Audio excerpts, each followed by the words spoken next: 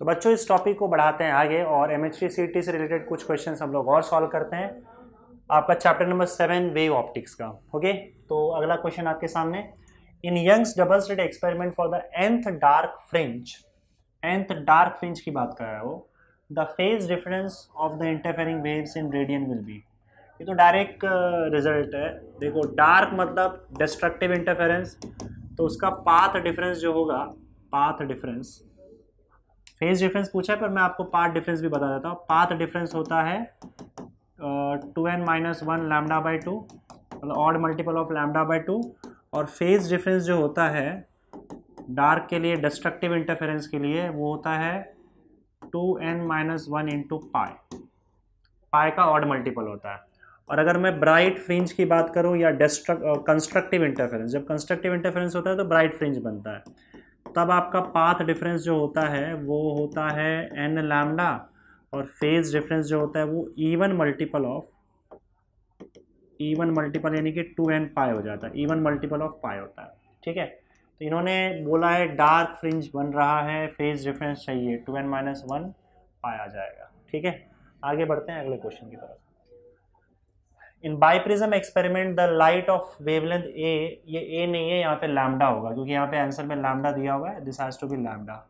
Biprism experiment wavelength lambda is used to open an interference pattern.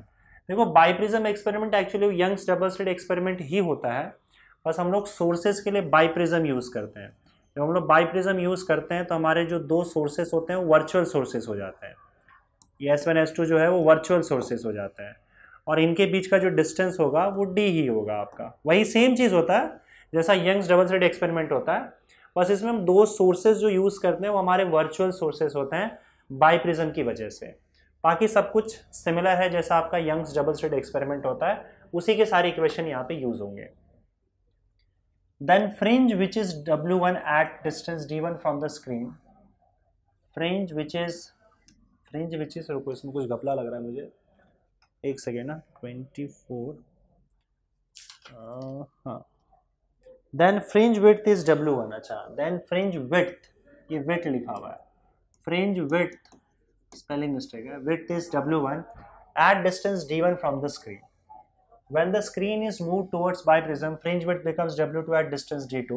The distance between two virtual images of the slit. Two virtual images of the slit मतलब तुम्हारा यही S1 और S2 के बीच का distance D बोला है ढूंढने के लिए वो। तो देखो यहाँ पे वो बोल रहा है कि अगर सपोज करो आपका डिस्टेंस सोर्स और स्क्रीन के बीच का डिस्टेंस हम D मानते हैं, तो अगर आपका डिस्टेंस D1 है तो ऐसे केस में आपका फ्रिंज विड्थ W1 है, D2 है तो फ्रिंज विड्थ W2 है। तो आपको ढूंढना क्या है, आपको ये D ढूंढना है। तो आप एक काम करो, यहाँ पे कैसे ढूंढोगे D, आपको ऑप्शंस में देखे रखा हुआ है। तो पहले केस में अगर आप W1 निकालने जाते हो तो W1, तो फ्रिंज विड्थ का फॉर्मूला क्या होता है, लैम्डा D बाई डी, तो ये हो जाएगा लैम्डा D1 बाई डी, और D तो दोनों के लिए सेम होगा, बस हम खाली ये डिस्टेंस D को चेंज कर रहे हैं। और W2 क्या हो जाएगा आपका, W2 हो जाएगा lambda D2 by D.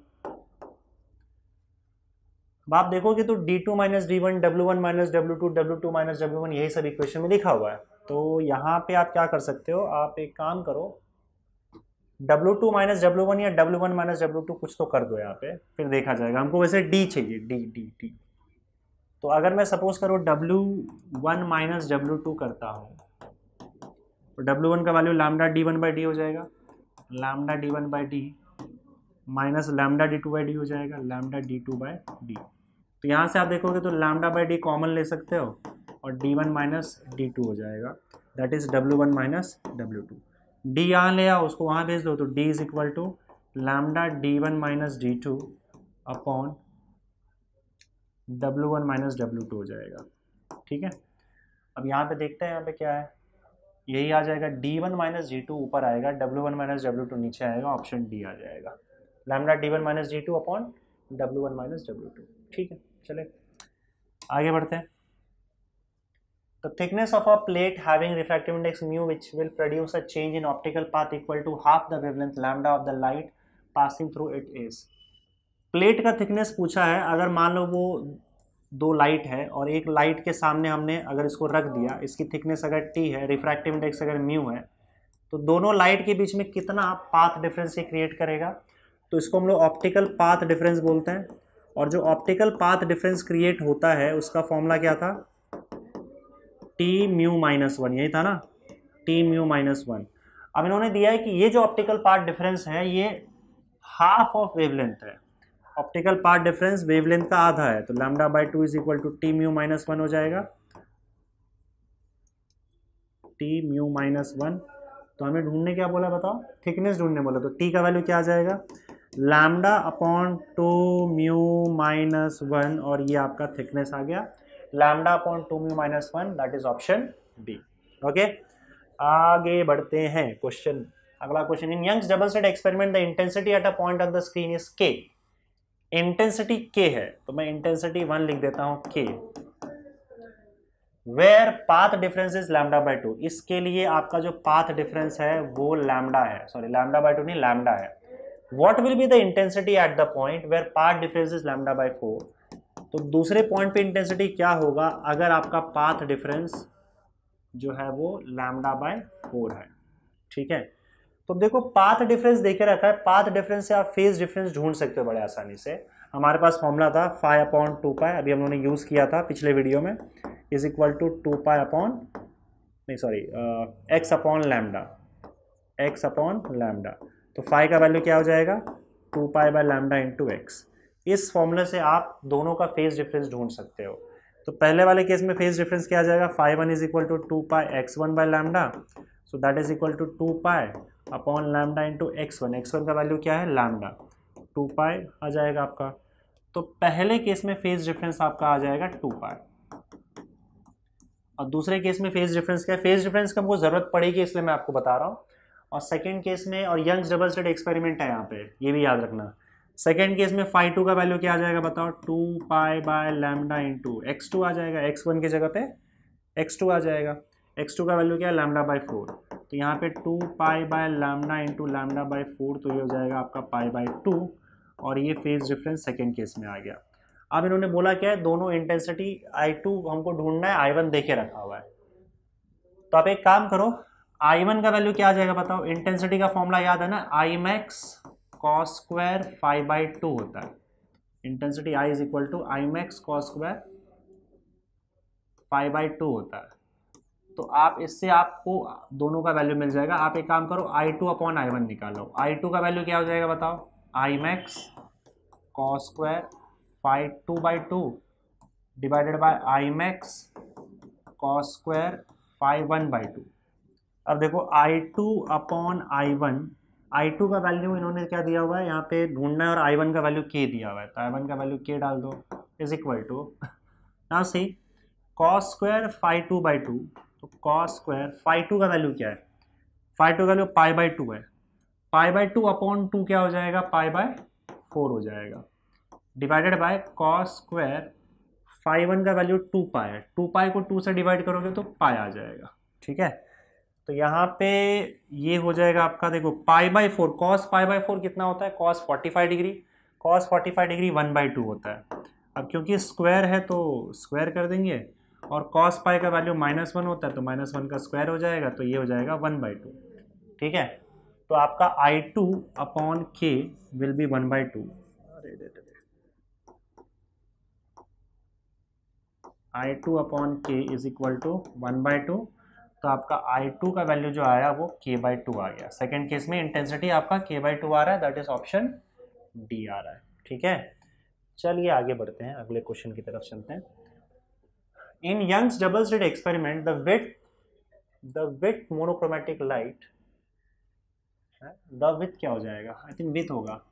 In Young's double slit experiment with monochromatic light fringes are obtained on a screen placed at some distance from the slit. If the screen is moved 5 into 10 to minus 2 meter towards the slit, the change in fringe width is this. If the separation between the slits is 10 to minus 3 meter, the wavelength of the light used is. चलो देख लेते हैं। Fringes are obtained on a screen placed at some distance. अच्छा, screen का distance नहीं दिया हुआ है, d नहीं दिया हुआ है हम लोग को। If the screen is moved by, तो starting का distance हम लोग d मान लेते हैं। उसके बाद क्या बोला, if the screen is moved by 5 into 10 to minus 2 metre towards the slit, तो स्लिट के करीब अगर सपोज करो, यहाँ पे एक काम करते हैं, पहले डायग्राम बना लेते हैं।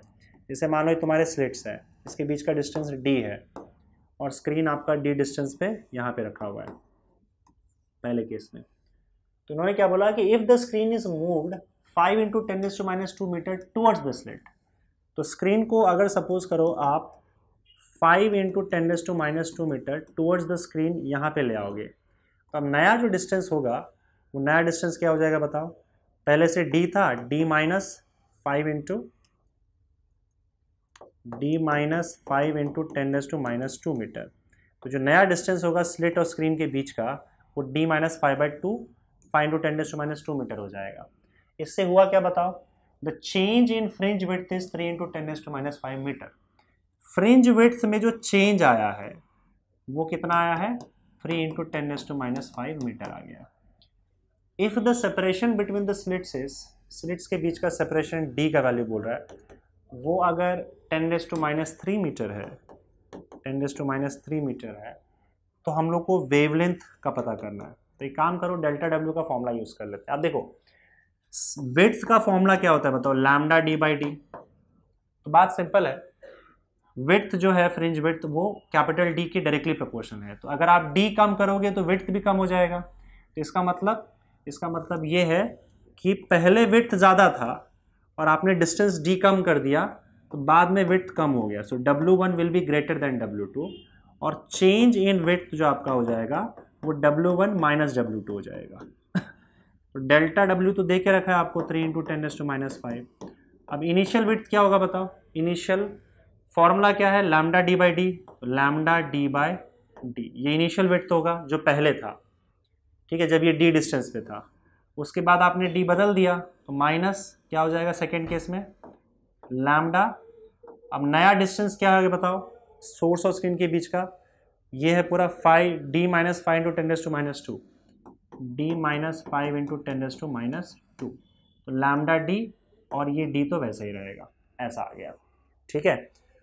अब यहाँ से आपको करना क्या बताओ, यहाँ से हम लोग को निकालना है d देख रहे, लैम्डा निकालना है, निकल जाएगा। आगे बढ़ते हैं, 3 इंटू 10⁻5 हो जाएगा, लैम्डा अपॉन d कॉमन ले लो। लैम्डा अपॉन d कॉमन ले लोगे तो यहाँ बचेगा सिर्फ d माइनस, यहाँ पे ब्रैकेट में क्या बच जाएगा, d माइनस 5 इंटू 10⁻², ठीक है। अब 3 into 10⁻5 is equal to lambda upon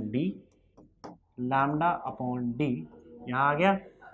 अब देखो अंदर क्या बचेगा, d माइनस d और ये माइनस यहाँ मल्टीप्लाई हो जाएगा तो प्लस हो जाएगा, प्लस 5 इंटू 10⁻3 -2 है क्या, 10⁻2 है, सॉरी 10⁻2। तो d और d गया तो ये हो जाएगा आपका 3 into 10⁻5 is equal to lambda और ये multiplied by 5 into 10⁻2 upon d। ये d कितना दिया हुआ है, 10⁻3 दिया हुआ है, तो 10⁻3।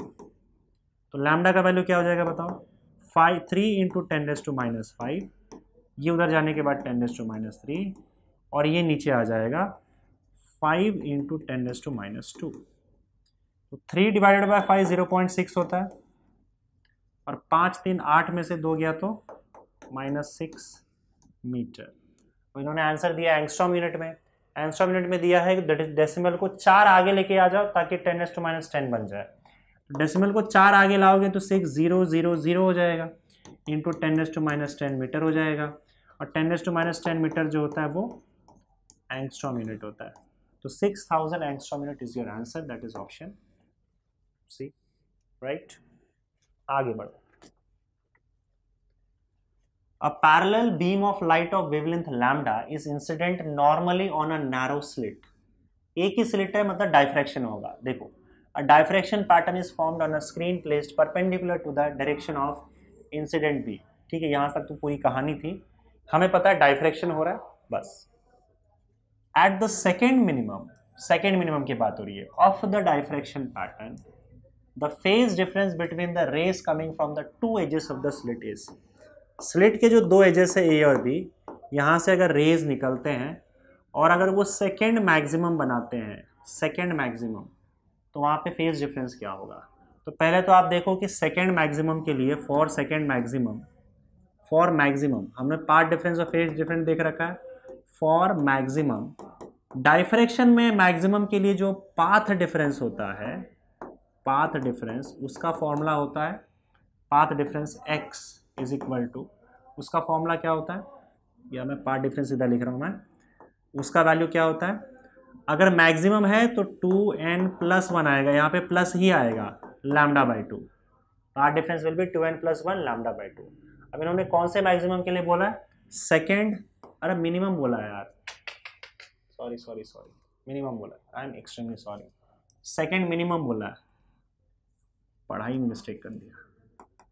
तो मिनिमम के लिए फॉर्मूला अलग है, मिनिमम के लिए फॉर्मूला क्या है, n लैम्डा है, फॉर्मूला है n लैम्डा, लेकिन n का वैल्यू 1 से स्टार्ट हो रहा है, तो सेकेंड मिनिमम की बात हो रही है, तो n इज इक्वल टू 2 आ जाएगा। तो आपका जो पाथ डिफरेंस है वो आपका 2 लैम्डा हो जाएगा। अब 2 लैम्डा पाथ डिफरेंस, तो फेज डिफरेंस क्या होगा, तो फेज डिफरेंस हम लोग को पता ही है, फेज डिफरेंस का फॉर्मूला हम कई बार लिख सकते हैं, 2π/λ इंटू पाथ डिफरेंस, और यही आपका पाथ डिफरेंस है x क्या है आपका पाथ डिफरेंस है। तो phi will be equal to 2π/λ into x मतलब path difference PD, that is equal to 2π/λ, path difference 2 lambda है, 2 लैम्डा डाल दो, लैम्डा गया 4π आ जाएगा, तो 2 लैम्डा का पाथ डिफरेंस मतलब 4π का phase difference, that is option C. आगे बढ़ते हैं अगले क्वेश्चन की तरफ। The Young's double slit experiment, angular width of fringes is, अच्छा ये एंगुलर विड्थ दे के रखा हुआ, मैं एंगुलर विड्थ के बारे में आपको ऑलरेडी बता चुका हूँ। एंगुलर विड्थ का फॉर्मूला होता है λ/d, अगर सपोज करो ये यंग्स डबल स्लिट एक्सपेरिमेंट है तो, और डाइफ्रैक्शन के लिए, डाइफ्रैक्शन के केस में λ/a होता है एंगुलर विड्थ का फॉर्मूला। तो डबल स्लिट एक्सपेरिमेंट है तो λ/d ये आपका एंगुलर विड्थ हो जाएगा। अच्छा इन्होंने बोला क्या है बताओ, the Young's double slit experiment angular width of the fringe is 0.20, तो ये जो थीटा का वैल्यू है पहले केस में 0.20 है, डिग्री है, चलिए ठीक है। For sodium light of wavelength 510, अगर, तो ये थीटा 1 ले लेते हैं, अगर आपका सोडियम लाइट यानी कि जो वेवलेंथ आप यूज कर रहे हो अगर वो 5890 है तो, ठीक है 5890 एंगस्ट्रॉम यूनिट। अब वो क्या बोल रहा है, if the complete system is dipped in water then the angular width of the fringes will be. अब अगर सपोज करो पूरे सिस्टम को पानी के अंदर डुबो दिया, तो देखो मैंने आपको बताया था कि अगर मान लो लाइट अपना मीडियम चेंज करता है तो वो दो चीज़ें बदलेगा, एक तो अपनी वेलोसिटी बदल देगा, इधर v1 इधर v2, और दूसरा अपना वेवलेंथ बदल देगा λ1 और λ2। तो यहाँ पे वेवलेंथ बदल जाएगा और एंगुलर विड्थ वेवलेंथ पे डिपेंड करता है, तो अगर वेवलेंथ बदल गया तो आपका एंगुलर विड्थ भी बदल जाएगा। तो सेकेंड केस में आपका वेवलेंथ λ2 हो जाएगा जो कि पानी के अंदर का होगा, और ये हमें पता नहीं है, तो पानी के अंदर ये λ2 पहले पता कर लोगे तो उसके बाद आपको पानी के अंदर का एंगुलर विड्थ भी पता चलेगा इन वाटर। तो ये कैसे पता करोगे, देखो मान लो तुम्हारा ये मीडियम है, ये पूरा वाटर है नीचे, ठीक है, वाटर का रिफ्रैक्टिव इंडेक्स देके रखा है, refractive index of water is 4/3, तो मान लेते हैं वाटर का रिफ्रैक्टिव इंडेक्स N2 है, दैट इज 4/3, और ऊपर एयर ही मान के चलो, एयर या फिर वैक्यूम मान के चलो, और एयर और वैक्यूम का रिफ्रैक्टिव इंडेक्स 1 होता है, ठीक है। ये रे आता है और अगर मान लो इस मीडियम में इसका स्पीड v1 है, तो यहाँ रिफ्रैक्ट होकर जब वो पानी के अंदर घुसेगा तो उसका स्पीड v2 हो जाएगा। यहाँ पे लैम्डा, अगर λ1 वेवलेंथ है तो यहाँ पे λ2 वेवलेंथ हो जाएगा। अब मैंने एक फॉर्मूला लिखाया था आपको रिफ्रैक्शन में, लॉज ऑफ रिफ्रैक्शन की जब हम बात कर रहे थे, तो यहाँ पे फॉर्मूला क्या था, refractive index of second medium with respect to first medium is equal to N2/N1 which is equal to V1/V2 and which is equal to λ1/λ2। तो हम क्या करेंगे, यहाँ पे N2/N1 इज इक्वल टू λ1/λ2 ये पकड़ लेते हैं। तो देखो N2 है अपॉन N1, लेकिन लैम्डा के केस में λ1/λ2 है, ठीक है। फर्स्ट मीडियम एयर है, सेकेंड मीडियम वैक्यूम है, और हम उसे एयर से ही वैक्यूम के अंदर लेके जा रहे हैं, ठीक है। तो एयर के अंदर का हमारे पास ये एयर है, एयर के अंदर का वेवलेंथ तो दे के रखा हुआ है, तो यहाँ पे आप क्या कर सकते हो, n2 का वैल्यू 4/3 डाल दो, तो 4/3 और अपॉन n1 का वैल्यू 1 डाल दो। लैम्डा 1 का वैल्यू हम लोग को देख के रखा हुआ है, लैम्डा 1 का वैल्यू क्या है 5890 है, तो ये आप 5890 कर दो, आपको लैम्डा 2 मिल जाएगा। तो लैम्डा 2 का वैल्यू जो होगा वो कितना होगा बताओ, लैम्डा 2 यहाँ डाल दिया तो 5890 डिवाइडेड बाय 4 इंटू 3 हो जाएगा, राइट। तो लैम्डा 2 पहले तो कैलकुलेट कर लो भाई, तो लैम्डा 2 जैसे कैलकुलेट कर लोगे आपको बाकी दूसरा एंगुलर वेट भी मिल ही जाएगा। तो lambda 2 5890 multiplied by 3 divided by 4 will give you 4417.5 4417.5 angstrom unit. ये लैम्डा 2 आ गया। ये तो एक काम करो, इसको रहने ही दो, हम बाद में कैलकुलेट कर लेंगे। एंगस्ट्रॉम यूनिट ऐसे रख दो, क्योंकि एक बार और कैलकुलेशन करना है तो आप इसको ऐसे ही छोड़ दो। अब पानी के अंदर अगर हमको एंगुलर वेट चाहिए θ2, तो फॉर्मूला क्या है बताओ, लैम्डा अपॉन डी, मतलब लैम्डा 2 अपॉन डी, डी का वैल्यू तो वही रहने वाला है। तो लैम्डा 2, अब दिक्कत ये है कि डी तो दिया नहीं है, तो एक काम करो θ1 अपॉन θ2 डिवाइड कर दो, ताकि डी कैंसिल आउट हो जाए, क्योंकि हम लोग को θ1 दिया हुआ है ना। तो आप क्या करोगे, θ2 upon θ1 will be equal to lambda 2 by D upon lambda 1 by D हो जाएगा, तो डी और डी कैंसिल आउट हो जाएगा। तो θ2 upon θ1 will be equal to lambda 2 upon lambda 1 हो जाएगा, ठीक है। और यहाँ पे अगर आप देखोगे तो θ2 अपॉन θ1 का वैल्यू कितना दिया हुआ है, 0.2 दिया हुआ है, और लैम्डा 2 का वैल्यू यहाँ से 5890 इंटू 3/4, 5890 इंटू 3 डिवाइडेड बाय 4, और लैम्डा 1 का वैल्यू, लैम्डा 1 का वैल्यू वही 5890। हाँ यार अच्छा हुआ कैलकुलेशन नहीं किया, यहाँ से कट जा रहा है 5890, 5890, तो ये कैंसिल आउट हो जाएगा, 0.2 वहाँ चला जाएगा, तो θ2 का वैल्यू 3 मल्टीप्लाइड बाय 0.2 अपॉन 4, तो 0.6 divided by 4, 0.6 divided by 4 will give you 0.15, और ये आपका 0.15 डिग्री आ जाएगा answer, 0.15 degree, that is option B. समझ गए कैसे करना है, राइट। चलिए आगे बढ़ते हैं, अगला क्वेश्चन। अगला question, which one of the following statement is not property of light. चलो देख लेते हैं। लाइट रिक्वायर्स मटेरियल मीडियम, बिल्कुल नहीं। लाइट एक इलेक्ट्रोमैग्नेटिक वेव है, और इलेक्ट्रोमैग्नेटिक वेव को वेव की जरूरत नहीं पड़ती है, तो यही आंसर आ जाएगा आपका। कौन सी प्रॉपर्टी नहीं है ना लाइट की, तो ये प्रॉपर्टी नहीं है लाइट की, यही आंसर होगा। बाकी आंसर क्यों नहीं है वो देख लो। लाइट हैज़ फाइनाइट स्पीड, बिल्कुल फाइनाइट स्पीड है, मतलब सबसे ज़्यादा स्पीड भी अगर उसका देखा जाए वैक्यूम में तो वो 3 × 10⁸ मीटर पर सेकेंड है, फाइनाइट ही हुआ ना।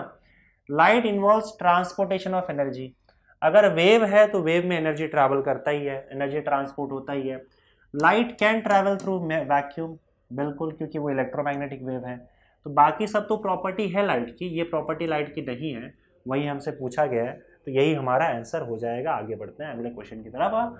Monochromatic ray of light travels through glass slab and water column. तो एक मोनोक्रोमैटिक लाइट एक ग्लास स्लैब से पास होता है और एक वाटर कॉलम से पास होता है, ये मान लो वाटर कॉलम है। The number of waves in glass slab of thickness 4 centimetre, अगर मान लो ग्लास स्लैब का थिकनेस 4 सेंटीमीटर है और is same as in water column of height 5 centimetre, water column का हाइट 5 सेंटीमीटर है, दोनों में नंबर ऑफ वेव्स सेम है। नंबर ऑफ वेव्स जितना इसमें है उतना ही उसके अंदर है, ऐसा बोला गया है। नंबर ऑफ वेव्स इतने पार्ट में नंबर ऑफ वेव्स, इतने पार्ट में नंबर ऑफ वेव्स सेम है, ठीक है। If refractive index of glass is 5/3, तो ग्लास का रिफ्रैक्टिव इंडेक्स, इसको मैं n1 लिख देता हूँ, ये 5/3 है। वाटर का रिफ्रैक्टिव इंडेक्स n2 ले लेते हैं, और ये कितना होगा ये पूछा गया है, तो ये एक्चुअली में एब्सोल्यूट बोल रहा हूँ मैं, हाँ एब्सोल्यूट रिफ्रैक्टिव इंडेक्स है। n1 दिया गया, n2 आपको पता करना है ना। देखो यहाँ पे आप एक काम करो, आपको वेवलेंथ पता चल जाएगा दोनों का। अगर मैं ग्लास की बात करूँ तो देखो ग्लास के केस में क्या है, अगर सपोज करो यहाँ पे इसका जो भी नंबर ऑफ वेव्स है 4 सेंटीमीटर के अंदर, तो मान लो ये 4 सेंटीमीटर है। अब ये वेव बनेगा कैसे, तो ये कुछ ऐसे बनेगा, एक वेव, दो वेव, एक पूरा साइकिल मतलब एक वेव होता है, 3 वेव, 4 वेव, तो ये 4 सेंटीमीटर में मान लेते हैं 4 वेव है आपका।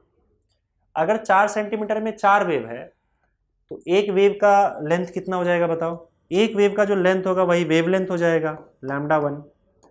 तो ये ग्लास का वेव लेंथ हमको पता चल जाएगा।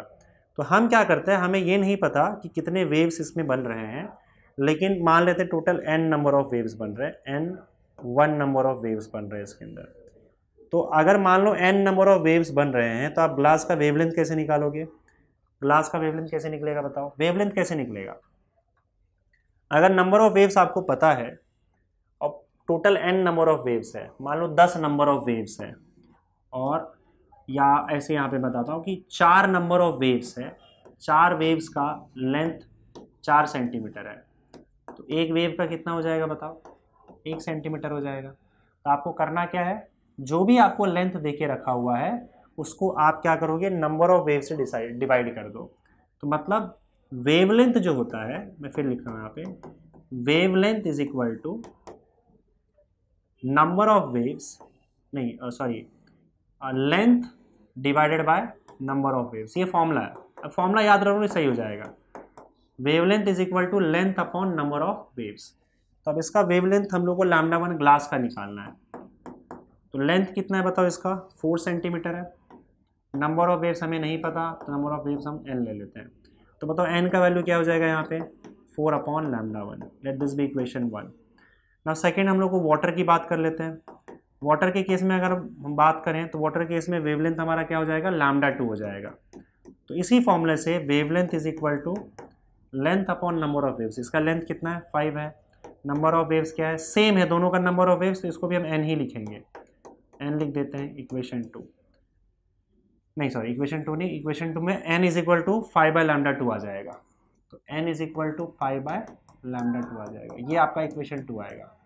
इक्वेशन 1 में n का वैल्यू, इक्वेशन 2 भी n का वैल्यू, दोनों में नंबर ऑफ वेव्स सेम है। तो from 1 and 2 we can have 4 upon λ1 will be equal to 5 upon λ2। तो यहाँ से आप λ1 अपॉन λ2 का वैल्यू मिल जाएगा। λ1 को वहाँ भेज दो, तो λ1 upon λ2 will be equal to 4/5। इसे नोट डाउन कर लो। अब आगे बढ़ते हैं। अब दोनों मीडियम का रिफ्रैक्टिव इंडेक्स हमें दिया हुआ है, तो हम ये वाला फॉर्मूला यूज़ कर लेंगे। कौन सा वाला? यहाँ पे जो हमने फॉर्मूला यूज़ किया था, कहा गया n2 upon n1 is equal to λ1 upon λ2। तो n2 upon n1 is equal to λ1 upon λ2। देखो पहला मीडियम आपका ग्लास है, दूसरा मीडियम आपका वाटर है। तो n2 मतलब रिफ्रैक्टिव इंडेक्स हमको पता करना है। n1 का वैल्यू क्या है? 5/3 है। तो n2 upon 5/3 is equal to λ1 upon λ2 का वैल्यू हमको यहाँ पे 4/5 पता है। तो यहाँ से आपको n2 का वैल्यू पता चल जाएगा, 4/5 मल्टीप्लाइड बाय 5/3 वहाँ भेज दो, तो 5/3 हो जाएगा, ये कैंसिल आउट हो जाएगा, 4/3 आपका आंसर आ गया। तो इस क्वेश्चन का आंसर आपका 4/3 है, दैट इज ऑप्शन बी। ठीक है, आगे बढ़े अगले क्वेश्चन की तरफ। नेक्स्ट क्वेश्चन आपके सामने, in a biprism experiment, again biprism experiment मतलब डबल स्लिट एक्सपेरिमेंट ही आप समझ लो। The distance between two sources is doubled. दो सोर्सेज का बीच का डिस्टेंस मतलब आपका d हो गया। अगर आपने d को डबल कर दिया, d को कर दिया 2d, ठीक है, and the distance between the slit and the eyepiece. Eyepiece का मतलब समझ लो आपका स्क्रीन है। अगर आई पीस है इसका मतलब क्या? स्क्रीन है। तो स्लिट और स्क्रीन के बीच का डिस्टेंस कैपिटल D कहलाता है। उसको भी अगर डबल कर दिया तो is also double. Then the width of the fringe. तो आपको फ्रिंज विड्थ पर क्या असर पड़ेगा वो बताओ। अब देखो फ्रिंज विड्थ का फॉर्मूला क्या होता है बताओ। फ्रिंज विड्थ का फॉर्मूला होता है लैम्डा डी बाई डी,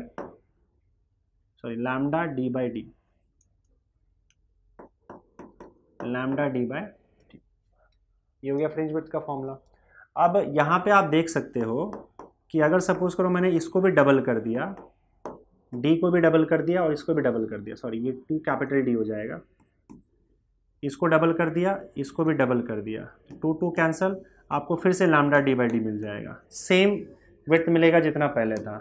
तो अब ऊपर नीचे दोनों को डबल करोगे तब तो चेंज होने वाला है नहीं फ्रिंज विड्थ, तो fringe width will remain unchanged. चलिए आगे बढ़ते हैं अगले क्वेश्चन की तरफ। Parallel beam of monochromatic light falls normally on single narrow slit A parallel beam of monochromatic light falls normally on a single narrow slit. एक ही slit है, perpendicular light भेज रहे हो, मतलब डाइफ्रैक्शन हो रहा है, इतना तो क्लियर है. The angular width theta of the central maximum is the in the resulting diffraction pattern may increase or decrease with decrease of slit width, decrease with increase of slit width और decrease with increase of slit width. अच्छा, slit width पे central maximum की value की बात करें तो ठीक है, देखो एंगुलर विड्थ की बात कर रहा है वो. अगर आप सपोज करो आपको डाइफ्रैक्शन याद है तो ये स्क्रीन है और ये आपका ऐसा है, तो ये जो आपका विड्थ है WC, इसको WC बोलते हैं, विड्थ ऑफ सेंट्रल मैक्सिमम. तो ये विड्थ ऑफ सेंट्रल मैक्सिमम हो गया यहाँ से लेकर यहाँ तक. अगर मैं इसका एंगुलर विड्थ निकालना चाहता हूँ तो दोनों पॉइंट्स को जोड़ दूंगा यहाँ से, ये हो गया थीटा, ये D, और आपको याद है ना कैसे निकालते हैं इसको, theta is equal to arc length WC divided by radius D, इसको रेडियस मान लेंगे, तो WC अपॉन D ये आपका एंगुलर विड्थ हो जाएगा. अब इस एंगुलर विड्थ में अगर WC का वैल्यू हम डाल दें तो WC का वैल्यू होता है सेंट्रल मैक्सिमम का जो विड्थ होता है उसका फॉर्मूला होता है 2 lambda D by A upon D. D और D हो जाएगा कैंसिल और थीटा का वैल्यू हो जाएगा 2 लैम्डा बाई A. तो ये एंगुलर विड्थ हो गया सेंट्रल मैक्सिमम का. अब बताओ क्या, अगर हमने स्लिट विड्थ A को कम कर दिया क्योंकि theta is inversely proportional to A, slit width के इनवर्सली प्रोपोर्शनल है, तो अगर आपने A को बढ़ाया तो एंगुलर विड्थ कम होगा, अगर आपने A को कम किया तो एंगुलर विड्थ बढ़ जाएगा. सिंपल. तो बताओ, decrease with increase in slit width. Slit width increase करोगे तो एंगुलर विड्थ डिक्रीज हो जाएगा. So option C has to be the answer. ठीक है, अगला क्वेश्चन देखते हैं बच्चों. यहाँ पे इन फ्रॉनहोफर डाइफ्रैक्शन मतलब जो डाइफ्रैक्शन हम पढ़ते हैं वो फ्रॉनहोफर डाइफ्रैक्शन ही होता है, वही तुम्हारे सिलेबस में है. At a single slit width D, slit width वैसे A रहता है, इन्होंने D दे के रखा हुआ है. And incident light of wavelength 5500 angstrom unit, तो वेवलेंथ का वैल्यू 5500 एंगस्ट्रॉम यूनिट है. The first minimum is observe eight 30 degree. First minimum का जो एंगल है वो 30 डिग्री दे के रखा है, और ये मिनिमम है तो मैं थीटा डैश लिख देता हूँ. फर्स्ट मिनिमम इनको मिल रहा है 30 डिग्री पर. Okay, the first secondary maximum मतलब फर्स्ट मैक्सिमम, सेंट्रल मैक्सिमम को छोड़ के फर्स्ट मैक्सिमम जो है वो किस एंगल पे मिलेगा ये हमें पूछा गया है. तो एक काम करते हैं, पहले तो यहाँ पे आप देख लो कि अगर मैं मिनिमम की बात करूँ तो मिनिमम का कंडीशन क्या होता है. मिनिमम के कंडीशन में होता है पाथ डिफरेंस जो होता है, path difference which is equal to A sine theta, वो मिनिमम के केस में n लैम्डा के इक्वल होता है. अब A की जगह पे इन्होंने D लिखा हुआ है तो मैं D लिख देता हूँ. तो ये D sine theta 1, theta dash समझ लो आपका, theta dash 1 will be equal to 1 lambda. अगर मैं सपोज करो फर्स्ट मिनिमम की बात कर रहा हूँ तो फर्स्ट मिनिमम में ये आ जाएगा. तो D साइन, D का वैल्यू नहीं दिया है ना लोगों ने, D का वैल्यू नहीं दिया हुआ है, तो D sine 30 degree will be equal to lambda, और साइन 30 डिग्री क्या हो जाएगा आपका यहाँ पे, sine 30 degree will be equal to lambda by D. तो lambda by D sine 30 degree 1/2 होता है, तो 1/2 is equal to lambda by D हो जाएगा. तो लैम्डा बाय D का वैल्यू यहाँ से मिल गया. अब आप मैक्सिमम की बात कर लो, क्योंकि हमको पूछा तो फर्स्ट मैक्सिमम का है ना. तो फॉर मैक्सिमम का कंडीशन ये है कि आपका जो पाथ डिफरेंस होता है A sine theta that is equal to 2n + 1 lambda by 2 होता है. ठीक है, तो यहाँ पे आप n का वैल्यू फिर से 1 डालना है, A की जगह पे आ जाएगा D और ये हो जाएगा साइन थीटा, ये थीटा 1 हो जाएगा, इस बार थीटा 1 आएगा. तो साइन थीटा 1, यही थीटा 1 हमको ढूंढना भी है, इज इक्वल टू n का वैल्यू 1 डालोगे तो ये 3 हो जाएगा, 3 लैम्डा बाय 2 हो जाएगा.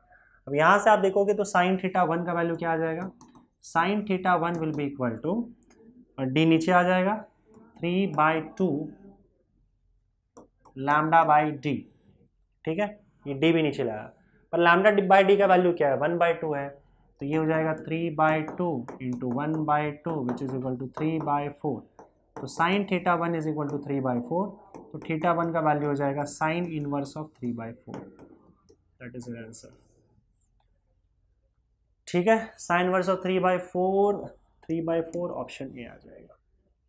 आगे बढ़ते हैं।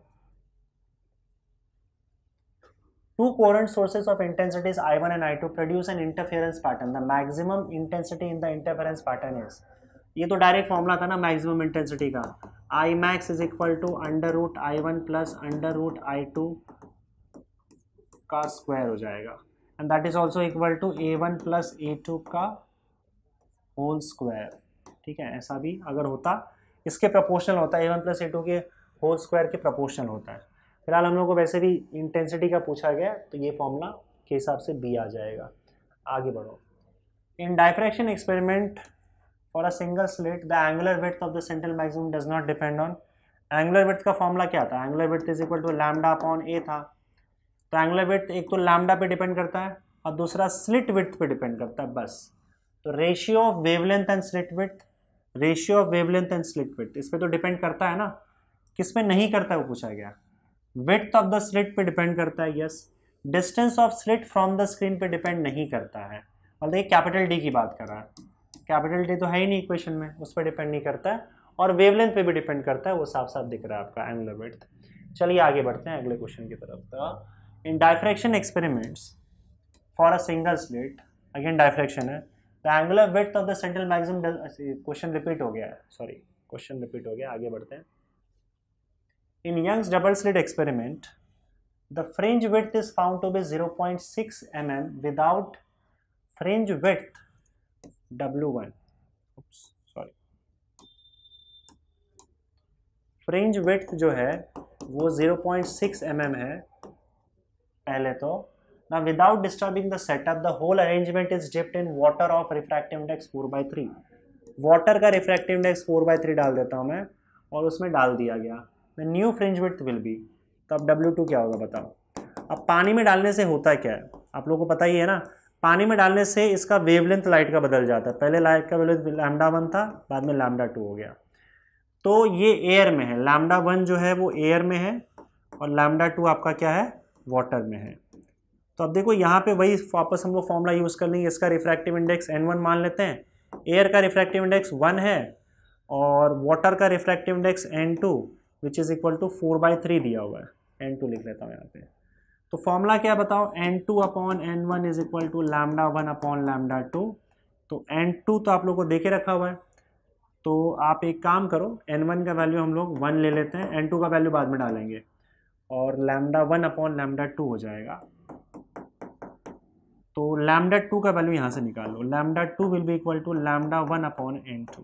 इसे आप याद रख सकते हो वैसे इस फॉर्मूले को, क्योंकि इस टाइप का क्वेश्चन ऑलरेडी हम लोग कर चुके हैं कि अगर मान लो एयर से किसी भी मीडियम में लाइट जाता है, तो जिस मीडियम में लाइट जा रहा है उसका जो भी रिफ्रैक्टिव इंडेक्स है उतना टाइम्स वेवलेंथ कम हो जाता है। जैसे पहले वेवलेंथ λ1 था, बाद में λ1 डिवाइडेड बाय N2 हो गया, तो जो भी मीडियम में जा रहा है वो उसका जो भी रिफ्रैक्टिव इंडेक्स है उतना टाइम्स वेवलेंथ कम हो जाता है, सिंपल है। अब देखो विड्थ की बात कर रहे हैं हम लोग, तो W का फॉर्मूला क्या होता है, λd/d होता है, क्योंकि हम कुछ और चेंज कर नहीं रहे, तो width will be directly proportional to lambda. तो हम लिख सकते हैं आपका W2 upon W1 is equal to λ2 upon λ1। तो हम यहाँ से λ2 अपॉन λ1 निकाल सकते हैं, λ2 upon λ1 will be equal to 1/n2, तो ये 1/n2 हो जाएगा। तो W2 upon W1 is equal to 1/n2, और W2 is equal to W1 upon N2। तो विड्थ जो है वो 0.6 दे के रखा हुआ है, 0.6 अपॉन 4/3, 0.6 अपॉन 4/3, 3 ऊपर चला जाएगा, तो 0.6 multiplied by 3 divided by 4 mm हो जाएगा। अब ये कितना हो जाएगा बताओ, 1.8 डिवाइडेड बाई 4 कितना होगा, 4 4 16, 4 5 20, 0.45 mm दिया हुआ है, यस ऑप्शन बी दे के रखा हुआ है। ठीक है, समझ गए। चलिए आगे बढ़ते हैं अगले क्वेश्चन की तरफ। In a single slit diffraction experiment the slit width is made twice its original width. Slit width को डबल कर दिया गया, तो the the central maximum of the diffraction pattern will become, central maximum का जो width होता है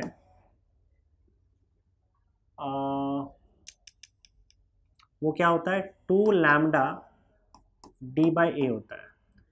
अगर आप ए के क्या है, इन्वर्सली प्रोपोर्शनल है, इन्वर्सली प्रोपोर्शनल, तो अगर आप ए बढ़ाओगे तो स्लिट विड्थ उतना ही टाइम्स कम हो जाएगा, अगर ए कम करोगे तो आपका सेंट्रल मैक्सिमम का जो साइज है, विड्थ है, उतना ही टाइम्स बढ़ जाएगा।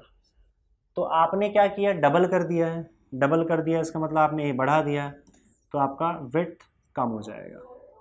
तो narrow and more brighter, wavelength of wave, ये क्या लिखा हुआ है, square of amplitude of wave, ये तो कहीं से कुछ भी जा रहा है भाई। इसका ऑप्शन क्या दे के रखा हुआ है, in option narrow and more brighter, broader and more brighter, sorry इसको चेंजेस कर लेना, broader and more brighter, more brighter. तो देखो ऑप्शंस लिख दिए मैंने सारे, ये ऑप्शंस थे, ऑप्शंस गलत लिखा हुआ है।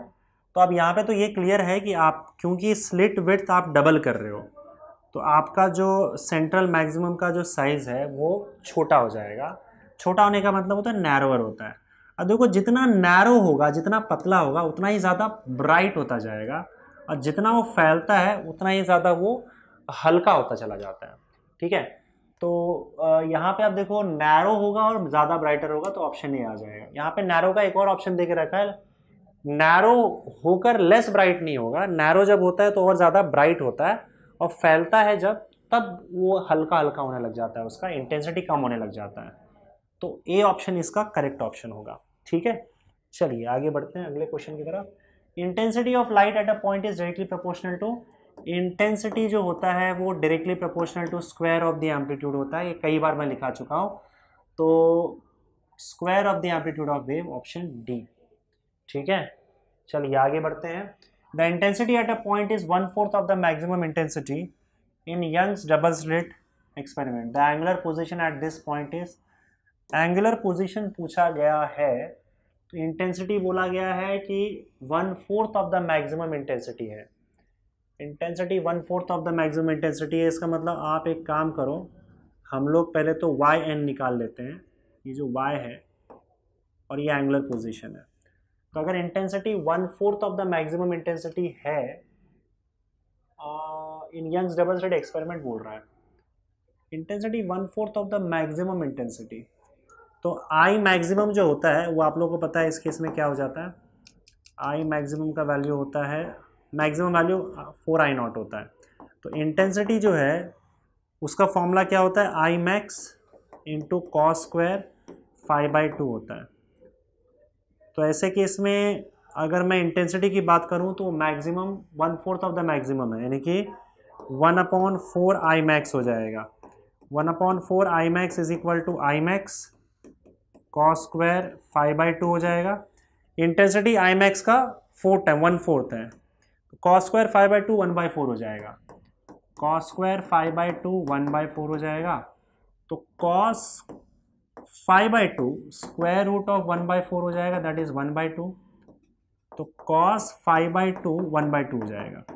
अब कॉस थीटा 1/2 है, कॉस थीटा अगर 1/2 है तो 1/2 को मैं लिख सकता हूँ कॉस π/3, क्योंकि कॉस 60 डिग्री 1/2 होता है, तो कॉस 60 डिग्री 1/2 हो गया। कॉस को हटा दोगे तो 5/2 π/3 हो जाएगा, 5/2 जो होगा वो π/3 हो जाएगा। इसका मतलब फाई का वैल्यू जो होगा वो 2 π/3 होगा। तो फेज डिफरेंस दोनों वेव्स के बीच में हम लोग को 2 π/3 मिला, फेज डिफरेंस 2 π/3 मिल गया।